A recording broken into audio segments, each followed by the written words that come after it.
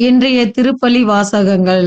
பொது காலம் 19ஆம் வாரம் ஞாயிற்றுக்கிழமை. முதல் வாசகம்.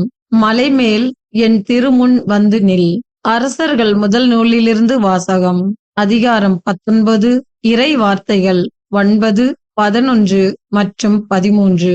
அந்நாள்களில் எலியா ஒரேபு என்ற கடவுளின் மலையை அடைந்த பின் அங்கிருந்த குகைக்கு வந்து அதில் இரவை கழித்தார். அப்பொழுது ஆண்டவர், வெளியே வா, மலைமேல் என் திருமுன் வந்து நில்.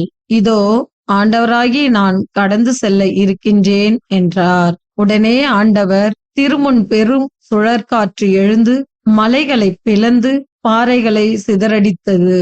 ஆனால் ஆண்டவர் அந்த காற்றில் இல்லை. காற்றுக்கு பின் நிலநடுக்கம் ஏற்பட்டது.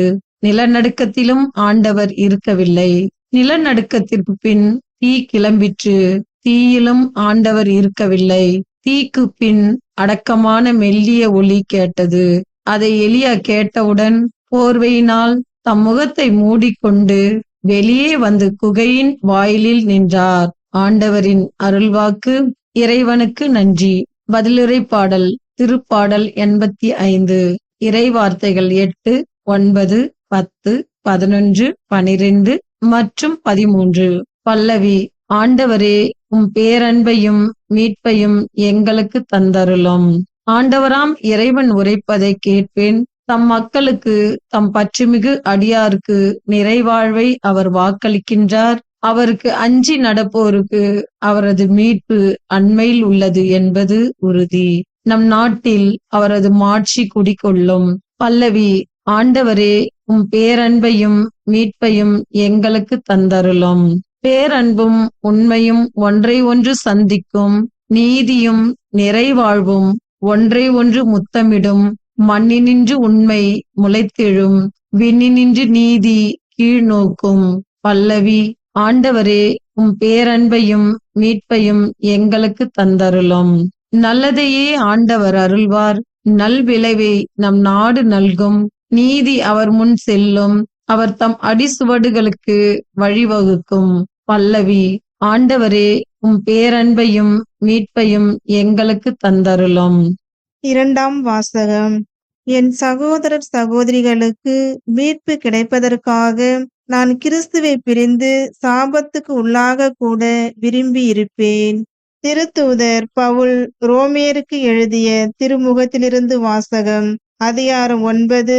இறை வார்த்தைகள் 1 முதல் 5 முடிய.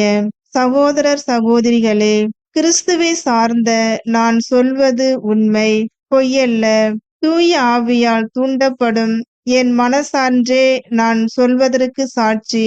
உள்ளத்தில் எனக்கு பெருந்துயரமும் இடைவிடாத வேதனையும் உண்டு.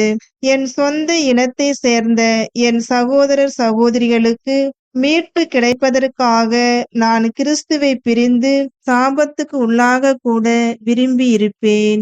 அவர்கள்தாம் இஸ்ரேல் மக்கள். அவர்களையே கடவுள் தம் மக்களாக ஏற்றுக்கொண்டார்.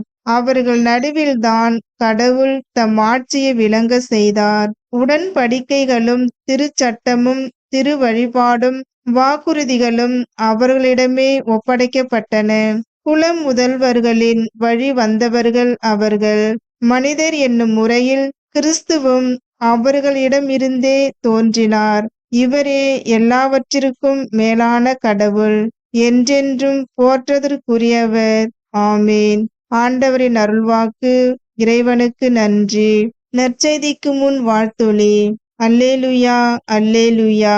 ஆண்டவருக்காக ஆவலுடன் நான் காத்திருக்கின்றேன். என் நெஞ்சம் காத்திருக்கின்றது. அவரது சொற்களுக்காக ஆவலுடன் காத்திருக்கின்றேன். அல்லேலுயா, அல்லேலுயா.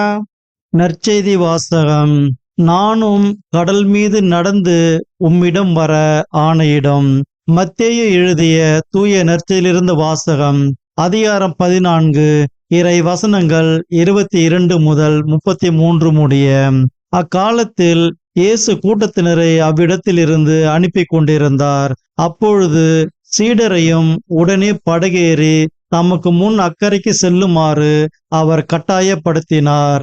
மக்களை அனுப்பிவிட்டு அவர் தனியே இறைவனிடம் வேண்டுவதற்காக ஒரு மலையின் மேல் ஏறினார். பொழுது சாய்ந்த பிறகும் அங்கே அவர் தனியே இருந்தார். அதற்குள் படகு கரையில் இருந்து நெடுந்தொலை சென்று விட்டது. மேலும் எதிர்காற்று அடித்து கொண்டிருந்ததால் அலைகளால் படகு அலைக்கழிக்கப்பட்டது.